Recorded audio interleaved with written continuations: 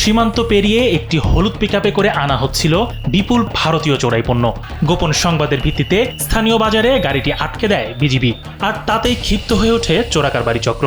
বুধবার বিকেলে ব্রাহ্মণবাড়িয়ার কসবা উপজেলার বারেক ইউনিয়নের নয়নপুর বাজারে বিজিবির সাথে চোরাকারবারি চক্রের সংঘর্ষের ঘটনা ঘটে।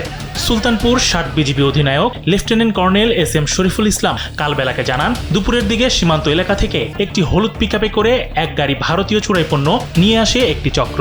বিষয়টি টের পেয়ে স্থানীয় বিজিবি ক্যাম্পের সদস্যরা গাড়িটি আটক করে। এ সময় বিজিবির সাথে উগ্র আচরণ ও তুমুল বাকবিতণ্ডা জড়ায় চোরাকারবারিরা। তাদের দাবি পণ্যগুলো বৈধ, অন্যদিকে বিজিবি নিশ্চিত এগুলো অবৈধ চোরাই মাল। এক পর্যায়ে শুরু হয় ধাওয়া পাল্টা ধাওয়া এবং গাড়ি ভাঙচুর। তবে বিজিবির দাবি, ফেসে যাওয়ার ভয়ে চোরাকারবারিরা নিজেরাই নিজেদের গাড়ির গ্লাস ভেঙে বিজিবির ওপর দোষ চাপাচ্ছে। তিনি আরও বলেন, সেখানে এক পর্যায়ে গুলি করার মতো জটিল পরিবেশ তৈরি হয়েছিল, কিন্তু গুলি এবং রক্তপাত এড়াতে শেষ মুহূর্তে মালামাল সহ পিকআপটি ছেড়ে দিতে বাধ্য হয় বিজিবি। বিষয়টি অধিকতর তদন্ত সাপেক্ষে চোরাকারবারিদের বিরুদ্ধে আইনগত ব্যবস্থা গ্রহণ করবে বিজিবি। ভিডিও দেখেন, ভিডিওর মধ্যে বিজিবি গাড়ি কোথায় ভাঙচুর করছে?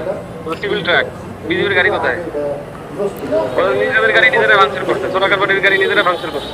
মাল আমরা আটক করিনি, আমরা ওটা ছেড়ে দিছি। পরবর্তীতে আমরা এটা আলাদাভাবে দেখবো। এখন ওইখানে মাল আটক করতে গেলে ওদেরকে আমার গুলি করা লাগতো, পিটানো লাগতো।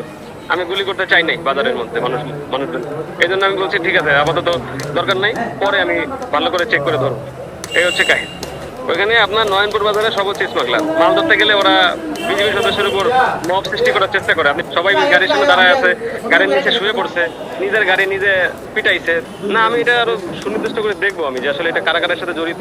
ওইটা আমি আরো ওই ইনভেস্টিগেশন করবো। আমার তো তথ্য প্রমাণ লাগবে, আমি তো আন্দাজে মামলা করতে পারবো না। আমি দেখবো জিনিসটা কোথায় দেখবো, খতিয়ে দেখবো তারপরে।